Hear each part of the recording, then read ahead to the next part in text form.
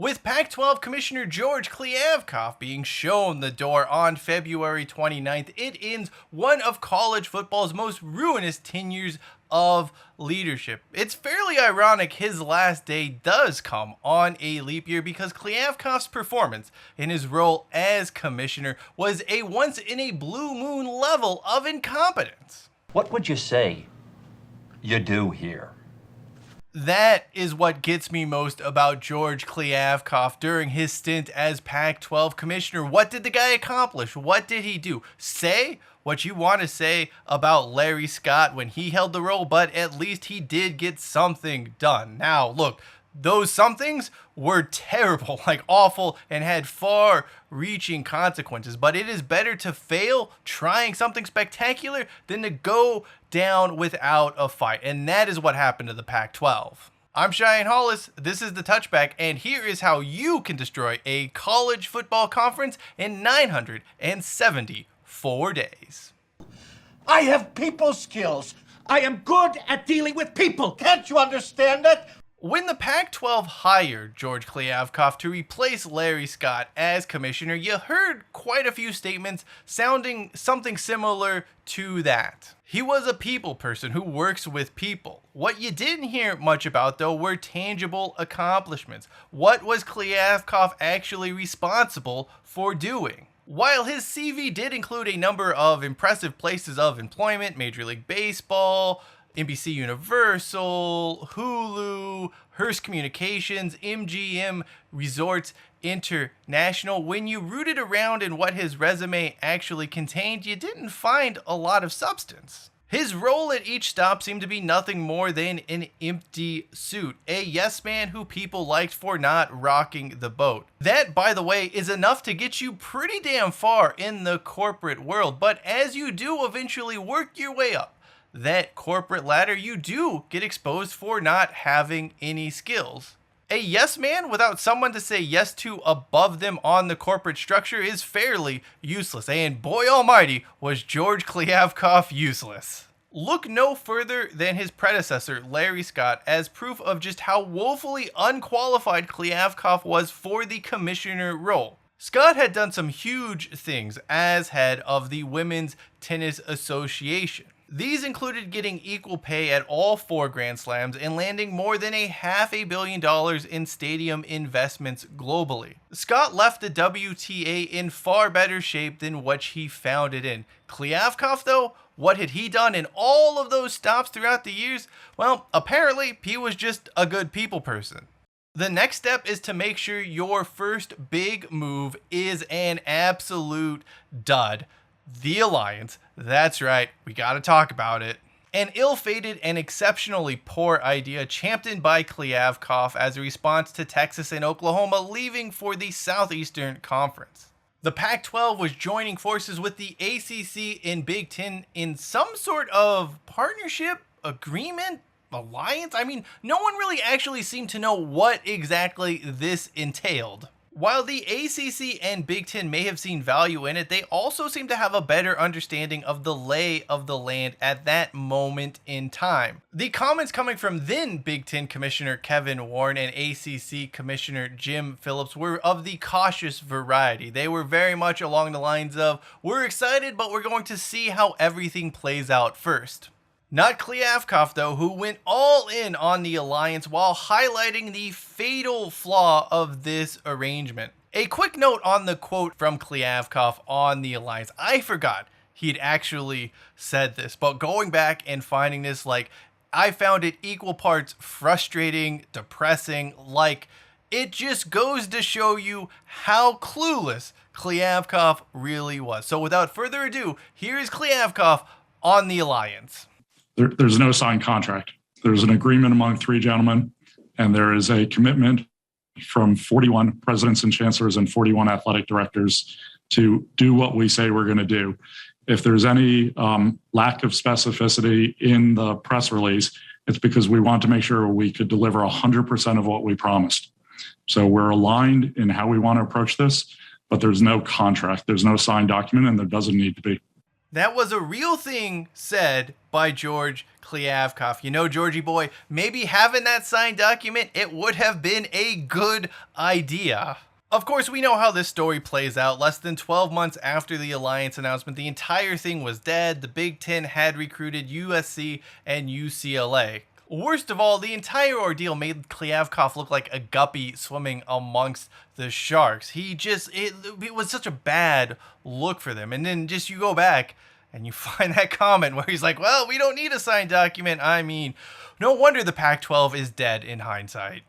Step 3, if you're going to destroy a college football conference, you got to work at an absolute glacial pace. Not only did George Kliavkoff not accomplish anything during his tenure at the top, but it took him an eternity to do so. His inability to secure a new television deal for the Pac-12 became a running gag. Anytime there was a deadline, many of them self-imposed, the conference missed it. No one seemed to know what the commissioner was doing, and as it turns out, Kliavkoff just wasn't doing a hell of a lot. He turned down ESPN, eventually cobbled together a substandard deal with Apple TV, and it only took him entirely too long to do any of that. There was also Pac-12 expansion. We had a lot of meetings, a lot of talk about the conference was going to expand, looking to add new members. And what did all of those efforts and meetings and traveling to the different schools, what did that produce? Again, zero. Now, it would be unfair to pin this all on Kliavkoff. Obviously, he is working for the schools, some of which were wishy-washy about what they were looking for or what they wanted. At the same time, no, Kliavkoff was the guy who told those athletic directors and told those school presidents he was the man to get the job done. He was going to secure the television deal. He was going to navigate the uncharted waters college football found itself in, and he did nothing of the sort. What Kliavkoff did do was present them with substandard or average television deals that seemingly anyone could have negotiated. The worst part of all of that, though, was it took him an obscene amount of time to even get to that point. You literally could have put anyone in that role and they could have done at least the same quality of job George Kliavkoff did. Step 4 is you always have to be on the defensive. At no point during his entire time as commissioner of the Pac-12 was the conference out on the front foot. He was always playing defense. He was always trying to navigate situations in an unfavorable position. That could have easily been avoided had Kliavkoff been in the least bit proactive. Let's not forget, dude was on vacation in Big Sky Country and didn't even have cell phone reception when UCLA and USC announced they were leaving the Pac-12 for the Big Ten. He didn't seem to have any clue that was coming. Then his next move was to write a letter to the University of California Board of Regents, basically begging them to make UCLA stay in the Pac-12. His reasoning, by the way, his logic here for not wanting UCLA to leave the conference, it was very sound, but the move he made just made Kliavkoff look weak and ineffectual. What's worse, though, is throughout the entire time he kept saying the Pac-12, it's like, things are going great over here for us, despite the fact he had 2 schools actively leaving. It was just myopic at best. And then, of course, the UC Board of Regents let UCLA leave anyway. Then in the summer of 2020, Big 12 Commissioner Brett Yormark made the "we're open for business" comment about expansion, which was widely believed to be targeting Pac-12 schools. Kliavkoff responded with his line about shopping at the Big 12 or whatever he was trying to imply, a quip that made Jerk Store look good in comparison. Are you insane? Jerk Store would have smoked that guy!